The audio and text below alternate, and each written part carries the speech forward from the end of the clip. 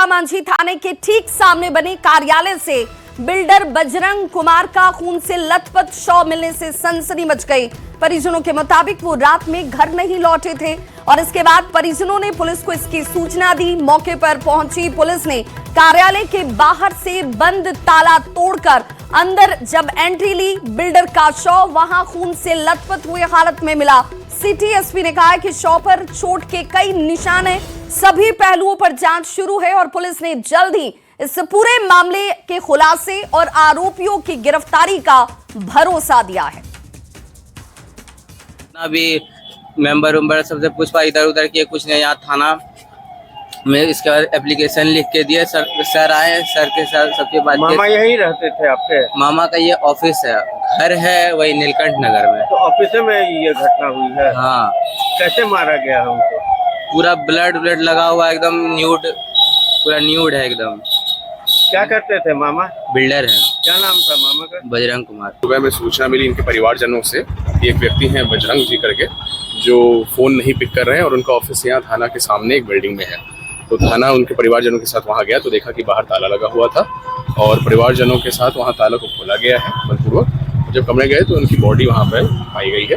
Body पर injury marks भी हैं और अभी हम लोग ह्यूमन इनपुट्स और टेक्निकल इनपुट्स के आधार पर अग्रतर कार्रवाई कर रहे हैं। एफएसएल टीम और डीआईओ टीम को भी बुलाया गया है। सभी लोगों से सहयोग के साथ हम लोग इस पे आगे कार्रवाई करेंगे। अपराधियों ने भागलपुर पुलिस को बड़ी चुनौती दी है। आप देख सकते हैं कि ये तिलकामांझी थाना है और इसके ठीक सामने ये बिल्डिंग है कॉर्पोरेट वर्ल्ड का, जिसमें लगा हुआ है बोर्ड। और इसी बिल्डिंग में बिल्डर बजरंग कुमार का शव मिला है। कल रात से जो है वो घर नहीं आए थे, जिसको लेकर जो है परिजनों को चिंता हुई थी और सुबह थाने को इसकी सूचना दी गई। थाने ने जब उनके ऑफिस में आकर देखा तो यहाँ बाहर में ताला लटका हुआ था उनके कमरे में, और जब ताले को खोला गया, तोड़ा गया तो अंदर जाके देखा गया तो उनका शव खून से लथपथ पड़ा हुआ था। और जो परिजन है, इसके बाद जो है सिटी एसपी जो है मौके पर पहुंचे, एफएसएल की टीम पहुंची हुई है और मामले की छानबीन कर रही है। बिल्डर की आखिर हत्या किसने की, क्या अदावत थी जिसके कारण ये हत्या को अंजाम दिया गया, वहीं सबसे बड़ा सवाल खड़ा हो रहा है कि तिलकामांझी थाना और ठीक थाने के सामने जो है इस जघन्य हत्या को अंजाम दिया गया है। और पुलिस जो है अब सीसीटीवी फुटेज सहित अन्य चीजों की तलाश में जो जुट गई है। अब देखने वाली बात है कि अपराधियों ने जो पुलिस को चुनौती दी है, पुलिस आखिर कब तक जो है अपराधियों को पकड़ पाती है। आशीष रंजन, न्यूज 18 भागलपुर। और संवाददाता आशीष हमारे साथ इस वक्त ज्यादा जानकारी के साथ जुड़ गया। आशीष, सबसे बड़ा सवाल तो यही कि जिस इलाके में आला अधिकारियों के ऑफिसेज हो, मौजूदगी हो, वहां पर अपराधी बेखौफ होकर अंजाम दे रहे हैं घटनाओं को। जी, सबसे बड़ा सवाल है कि थाने के सामने और महज यहाँ से कुछ ही दूरी पर जो है वरीय पुलिस अधीक्षक का आवास है और थाने के सामने ही जो सड़क के इस पार जो है वो हत्या की घटना को अंजाम दिया गया है। 4 लोगों को अभी वरीय पुलिस अधीक्षक ने बताया कि जो इनके पार्टनर थे, 4 लोगों को जो है डिटेन किया गया है, उनसे पूछताछ की जा रही है।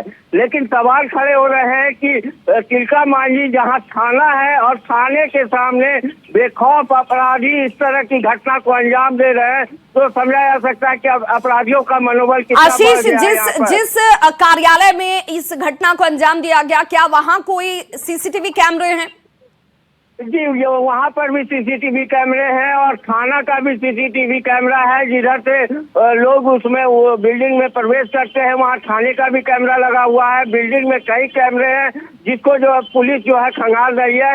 वहीं सीसीटीवी फुटेज में ये भी सामने आया है कि जो बजरंग की जो हत्या हुई है वो कई बार अपने ऑफिस के कमरे में जा रहा है, निकल रहा है। लेकिन कौन कौन लोग थे उसके साथ वहाँ पर रात में जिन्होंने घटना को अंजाम दिया है, इसकी भी जांच अब की जा रही है। सीसीटीवी फुटेज को खंगाला जा रहा है। परिवार के लोगों ने किसी पर शंका जाहिर की है? परिवार के लोगों का साफ कहना है कि कभी कभी जो है गुस्से में रहते थे और दूसरे तरफ से भी जो है उनसे बकझक होती रहती थी। बिल्डर का काम है, इसको लेकर जो है परिवार के लोगों को भी ये नहीं लग रहा था कि कोई ऐसी घटना हो जाएगी। लेकिन कल रात में वो नहीं आए थे, जिसके बाद आज सुबह जब बच्चे को वो छोड़ने स्कूल जाते थे लेकिन उसमें भी वह नहीं आ पाए, फिर जिसके बाद परिजन उनकी खोजबीन करने लगे और इसकी सूचना जो है थाने को दी गई थी। और थाना जब ऑफिस पहुंची तो वहां ताला लगा हुआ था, ताला को खोला गया और अंदर जाके देखा गया तो उनका सब पड़ा हुआ था। पुलिस की तफ्तीश में अभी तक किसी तरह की कोई जानकारी सामने आ पाई है? जी, पुलिस अभी तक तहकीकात में जुटी हुई है। फसल की टीम जो है और सीसीटीवी फुटेज को खंगाल रही है। वहीं 4 लोगों को डिटेन किया गया है जो इनके पार्टनर हैं, उनसे भी पूछताछ की जा रही है कि आखिर इनके बीच किस तरह के संबंध से कोई विवाद तो नहीं था जिसके कारण इस घटना को अंजाम दिया गया है। इस सारी बिंदुओं पर जो है पुलिस छानबीन कर रही है और पुलिस के लिए एक बड़ी चुनौती है इस घटना में जो शामिल अपराधी हैं उनको गिरफ्तार करने की। जी बिल्कुल, क्योंकि कानून व्यवस्था को लेकर जिस तरीके से जीरो टॉलरेंस की नीति पर अब यहां पर हाफ इनकाउंटर तक किए जा रहे हैं, खुली छूट पुलिस को दी गई, उसके बावजूद अपराधी घटना को अंजाम देते हैं, ये गंभीर चिंता को जन्म देता है। बहुत बहुत शुक्रिया आशीष इस तमाम जानकारी के लिए। अब सवाल ये कि क्या अपराधियों में पुलिस का खौफ नहीं है, क्योंकि पुलिस के जिस थाने के सामने इस घटना को अंजाम दिया गया, सवाल यहीं से खड़ा होता है। ये पौष इलाका और पौष इलाके के बीच हत्या कैसे हो जाती है, ये गंभीर सवाल है। और बड़ी खबर इस वक्त बेंगलुरु से आ रही है, जहां पर पत्थर के खदान में एक बड़ा हादसा हो गया। विशाल चट्टान गिरने की वजह से हादसा हुआ है और चट्टान गिरने की वजह से 8 मजदूरों की मौत हो गई। घायलों में ज्यादातर मजदूर बिहार के बताए जाते हैं। बेंगलुरु दक्षिण के मड़ा पटना के पास यह हादसा, एक्सक्लूसिव तस्वीरें उस खदान की जहां हादसा हुआ है उसे हम आपको इस वक्त टीवी स्क्रीन पर दिखा रहे हैं। कई मजदूर इस दौरान घायल भी बताए जाते हैं। खदान के ऊपर से ट्रैक्टर की मदद से ये हटाई जा रही है एक विशाल चट्टान और अचानक से वो फिसलकर मजदूरों के ऊपर ही गिर पड़ती है। इस घटना में बेंगलुरु के बाहरी इलाके में तावरेकेरे के पास कावेरी क्रशर में इस घटना को बताया जा रहा है जहां ये घटना हुई है और आशंका ये कि घटना खदान में काम करने के दौरान लापरवाही की वजह से हुई। और संवाददाता आफरीन हमारे साथ इस वक्त इस खबर पर ज्यादा जानकारी के साथ।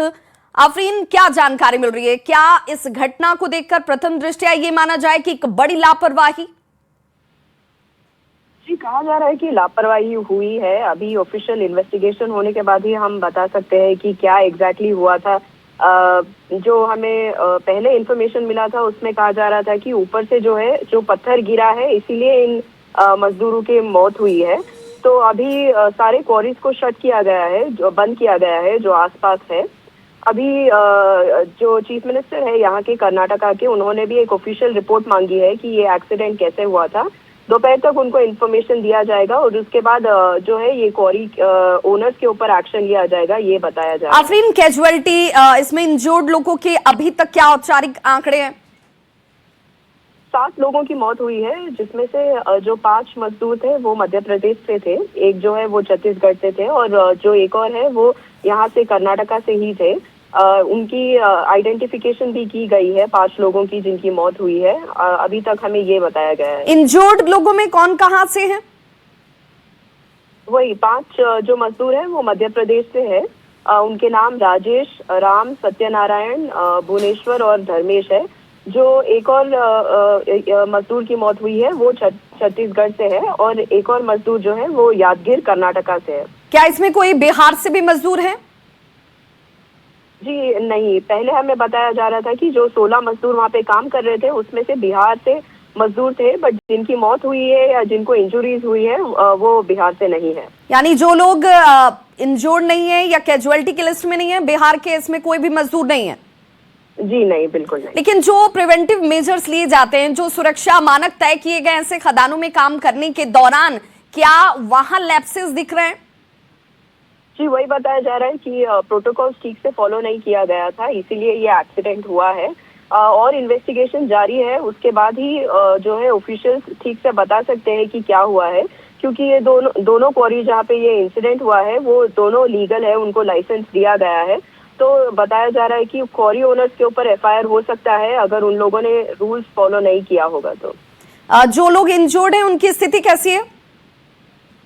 जो लोग इंजर्ड है उसमें से एक की स्थिति क्रिटिकल है, जो बाकी लोग हैं उनको हॉस्पिटलाइज किया गया है, ट्रीटमेंट जारी है। बट एक मजदूर जो है उनकी स्थिति क्रिटिकल बताई जा रही है। बहुत बहुत शुक्रिया आफरीन इस तमाम जानकारी के लिए। सुपर एक्सक्लूसिव तस्वीरें हादसे की जगह की। गयाजी के रेहान अंसारी पर लड़कियों को प्रेम जाल में फंसाकर कथित तौर पर दुष्कर्म करने का आरोप लगा है, लेकिन रेहान अंसारी अब भी पुलिस की गिरफ्त से बाहर बताया जाता है। पुलिस इसकी तलाश में हालांकि लगातार छापेमारी में जुटी हुई है। तस्वीर आपके सामने है। आरोप यह है कि बांके बाजार में मोमोज की दुकान चलाने वाला रेहान अंसारी दुकान पर आने वाली लड़कियों, जिनमें नाबालिग लड़कियां भी शामिल थीं, बहला फुसलाकर प्रेम जाल में यह शख्स उन्हें फंसाता था और उसके बाद उनके साथ दुष्कर्म किया जाता था। मामला सामने आने के बाद इलाके में आक्रोश का माहौल है। पीड़ित के भाई ने आरोपी के खिलाफ कड़ी से कड़ी कार्रवाई की मांग करते हुए उसके एनकाउंटर तक की बात कही है। पीड़ित के भाई ने यह भी कहा कि रेहान नाम का युवक दलित लड़कियों को फंसाता था। मेरी बहन भी किराए के कमरे को लेकर पढ़ाई कर रही थी। वहीं पुलिस का यह भी कहना है कि मामले की गंभीरता से जांच की जा रही है और आरोपी की गिरफ्तारी के लिए दबिश दी जा रही है। एसएसपी ने यह भी कहा कि आरोपी की गिरफ्तारी के लिए कई संभावित ठिकानों पर इस वक्त कार्रवाई हो रही है छापेमारी की। पुलिस का यहां तक दावा है कि जल्द ही आरोपी को गिरफ्तार किया जाएगा और फिलहाल इस पूरे मामले पर जांच चल रही है। ज्यादा जानकारी दे रहे हैं न्यूज 18 संवाददाता एलन लीली। जिसके साथ किया वो लड़का रेहान, वो सब नाबालिग है, दलित परिवार के हैं। सब के सब दलित परिवार? हाँ, सब दलित परिवार के हैं। अब आप क्या मांग करते हैं सरकार से? क्या मांग है सरकार से? सरकार से यही मांग है, उसको जल्द से जल्द पकड़ें और उसको कार्रवाई करिए, उस पर सजा मिलना चाहिए। और यही कहेंगे जितना जल्दी हो सके उतना कम समय में। इस पे बांके बाजार थाना में जो आवेदिका हैं, जो पीड़िता हैं, उनके परिवार वालों के आवेदन के आधार पे हम लोगों ने FIR सुसंगत धारा में पॉक्सो एक्ट और BNS के धारा के अंतर्गत हम लोगों ने दर्ज किया है।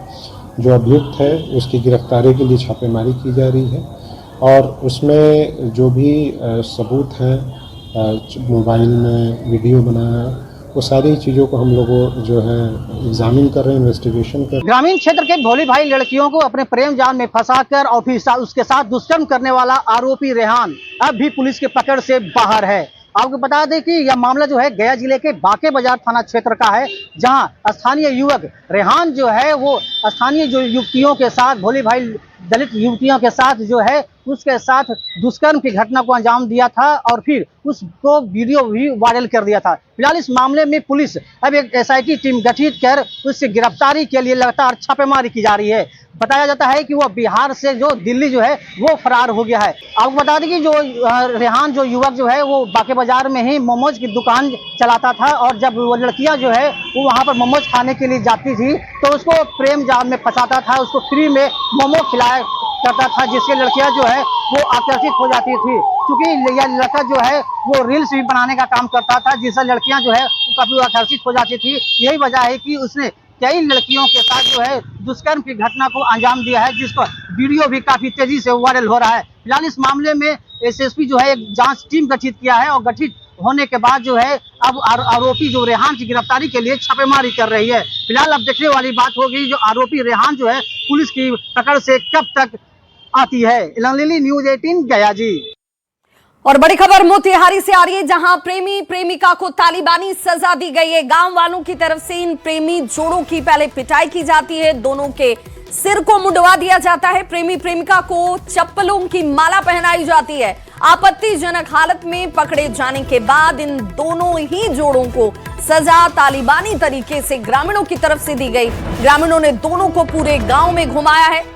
सरपंच पति ने पुलिस को हालांकि इसकी सूचना दी। आपको बताते चलें कि प्रेमी जोड़ा शादीशुदा है। प्रेमी अपनी प्रेमिका से मिलने के लिए उसके घर पहुंचा था, जहां परिजनों ने उसे पकड़ा और उसके बाद दोनों की जमकर पिटाई की और फिर नाई को बुलाकर उसके सिर को मुंडवा दिया गया। इतना ही नहीं, दोनों को चप्पल की माला पहनाकर पूरे गांव में घुमाया जाता है। मामला सरपंच पति के पास जैसे ही पहुंचा, उसने डायल 112 की टीम को इसकी सूचना दी, जिसके बाद दोनों को थाने ले जाया गया।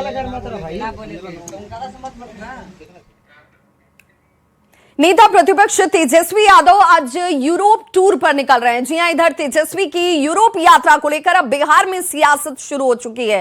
सत्ता पक्ष जेडीयू और बीजेपी तेजस्वी की इस यात्रा पर तंज कस रहे हैं, तो कांग्रेस और आरजेडी के लोग तेजस्वी के बचाव में उतर आए। दरअसल 5 जुलाई को आरजेडी के स्थापना दिवस और तेजस्वी के यूरोप यात्रा की वजह से आरजेडी ने 5 दिन पहले ही अपने स्थापना दिवस यानी कि 1 जुलाई को अपना स्थापना दिवस मना लिया। इसी वजह से सत्ता पक्ष तेजस्वी की इस यात्रा को लेकर अब सवाल खड़े कर रहा है। राष्ट्रीय जनता दल ने अपना स्थापना दिवस 5 दिन पहले ही मना लिया। सूत्रों के हवाले से कारण यह बताया जा रहा है कि तेजस्वी यादव जी को विदेश दौरे पर जाना है, घूमने जाना है। अब आप समझ सकते हैं कि जो नेता अपनी पार्टी के स्थापना दिवस मनाने को लेकर संजीदा नहीं है, वो बिहार के लोगों को लेकर क्या संजीदा हो सकते हैं। शुरू से तेजस्वी यादव जी की दिलचस्पी आराम करने और घूमने में ही रही है। हम लोग तो हमेशा कहते रहे हैं कि यह पार्टी परिवारवादी और वंशवादी है, पार्टी की कोई विचारधारा नहीं है। लालू प्रसाद यादव और उनका पूरा परिवार बिहार के लिए राजनीतिक अभिशाप है। दुर्भाग्य है कि लालू प्रसाद यादव के नालायक लाल तेजस्वी यादव बिहार के नेता प्रतिपक्ष हैं। भीषण गर्मी में अभी अभी पता चला है कि साहब किसी शीत स्टेशन पे जा रहे हैं।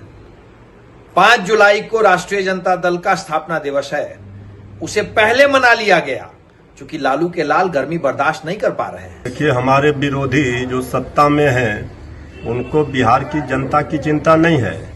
तेजस्वी यादव जी के फोबिया से ग्रसित हैं। तेजस्वी यादव जी यूरोप जाएंगे, अमेरिका जाएंगे, कहाँ जाएंगे, विदेश जाएंगे, इसकी चिंता छोड़ें, अपनी सरकार चलाएं, जनता की भलाई करें। जो बिहार की जनता के साथ वादा किया वो पूरा करें। तेजस्वी यादव जी लगातार सरकार को घेरने का काम कर रहे हैं। बेरोजगारी के सवाल पर, महंगाई के सवाल पर, बिहार में पलायन के सवाल पर, लॉ एंड ऑर्डर के सवाल पर इसका जवाब तो देंगे नहीं। इस देश में विदेश जाने का अधिकार सिर्फ प्रधानमंत्री को है। अच्छे कपड़े पहनने का अधिकार सिर्फ प्रधानमंत्री को है। अच्छा भोजन करने का अधिकार सिर्फ प्रधानमंत्री को है। कुछ बोलने का अधिकार सिर्फ प्रधानमंत्री को है। बाकी कोई विदेश नहीं जा सकता, अच्छे कपड़े नहीं कोई पहन सकता, अच्छा खाना कोई नहीं खा सकता, कोई कुछ बोल नहीं सकता। तो बीजेपी के राष्ट्रीय प्रवक्ता शहनवाज हुसैन ने तेजस्वी यादव पर जमकर निशाना साधा। आरजेडी के स्थापना दिवस कार्यक्रम पहले करने पर तंज कसते हुए उन्होंने कहा कि तेजस्वी यादव को विदेश जाना था और इसीलिए 5 जुलाई को होने वाले स्थापना दिवस कार्यक्रम को उन्होंने पहले ही कर दिया। तेजस्वी यादव को स्थापना दिवस पर अपनी पार्टी के लिए समय नहीं है, तो जनता इनकी पार्टी को आखिर क्यों महत्व दे।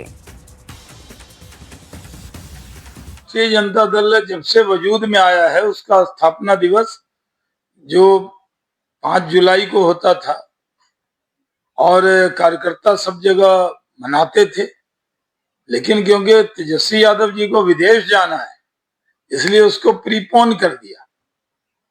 राजद के खिलाफ हम जब भी एमपी रहे 3 बार राजद को ही हराया है और देखते थे हम लोग, क्योंकि सामने प्रतिद्वंदी हरदम राष्ट्रीय जनता दल के लोग रहे, तो वो स्थापना दिवस ही सब बड़े अच्छे से मनाते थे। लेकिन तेजस्वी यादव जी को स्थापना दिवस पर अपनी पार्टी के लिए टाइम नहीं है, तो फिर जनता क्या इनकी पार्टी को महत्व देगी। बिहार के मुख्यमंत्री सम्राट चौधरी ने भ्रष्टाचार को लेकर एक बार फिर से सख्त और बड़ा बयान दिया। सीएम सम्राट चौधरी ने कहा कि भ्रष्टाचारियों पर कार्रवाई यूं ही जारी रहने वाली है। आज बिहार में भ्रष्टाचार के कारण कई स्कूल नहीं खुल पा रहे। सीएम ने यह भी कहा कि कार्रवाई होती रहेगी और भ्रष्टाचारियों के घरों में स्कूल खोले जाएंगे। प्रमंडल स्तर पर निगरानी थाना बनाया जाएगा। भ्रष्टाचार पर वार से गरीबों को न्याय मिलेगा।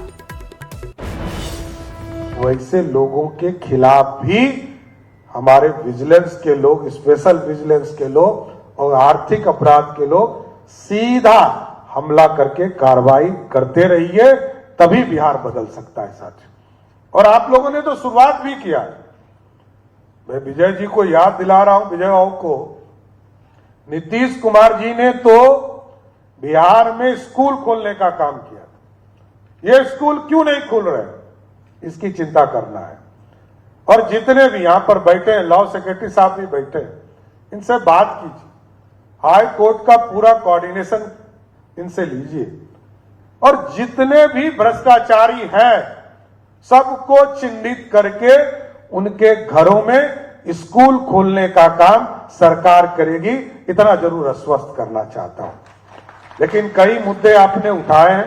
गंगवार साहब ने आग्रह किया, मैं जरूर चाहता हूं कि निगरानी के संबंधित मामलों का एवं विभागीय कार्रवाई में उपस्थित गवाहों को, जो हमारे सरकारी कर्मचारी होते हैं, उनको यदि गवाही देने जाना है तो सिर्फ विजिलेंस नहीं, मैं फिर कह रहा हूं, मुख्य सचिव यहां बैठे हैं, डीजी पुलिस बैठे हैं, बिहार में अपराध हो, आर्थिक अपराध हो या किसी तरह के सरकारी गवाह को यदि जाना है तो उसको पूर्ण रूप से टीएटी दीजिए, जिससे कि केस का डिस्पोजल तुरंत हो पाएगा।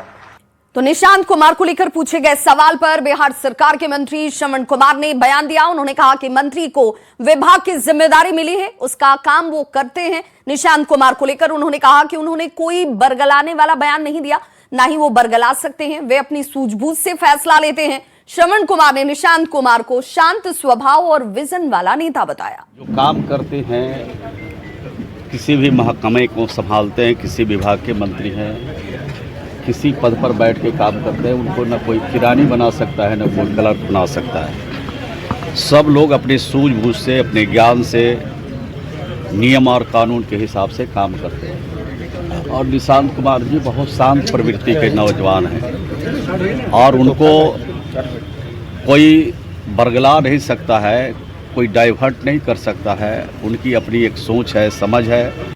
और अब बात पटना मेट्रो की, जिसका दायरा और बढ़ा दिया गया है। सीएम सम्राट चौधरी ने मलाही पकड़ी मेट्रो स्टेशन का आज उद्घाटन किया और इस दौरान मुख्यमंत्री ने पटना मेट्रो रेल के मलाही पकड़ी मेट्रो स्टेशन से भूतनाथ रोड स्टेशन तक की यात्रा भी की। इस दौरान सीएम के साथ दोनों डिप्टी सीएम, जिसमें विजय चौधरी और विजेंद्र यादव मौजूद नजर आए। तस्वीरें आपके सामने। राजधानी पटना को बिहार सरकार और मुख्यमंत्री सम्राट चौधरी ने एक बड़ी सौगात दी है। मलाही पकड़ी मेट्रो स्टेशन का आज उद्घाटन किया गया और आज से यहाँ मलाही पकड़ी से लेकर आईएसबीटी तक मेट्रो का परिचालन शुरू किया जाएगा। लोगों को बड़ी राहत मिलेगी क्योंकि इसका इंतज़ार बड़े लंबे समय से किया जा रहा था। लोगों को बस स्टैंड जाने में काफ़ी परेशानियों का सामना करना पड़ता था, काफ़ी चुनौती होती थी, ट्रैफिक जाम होता था।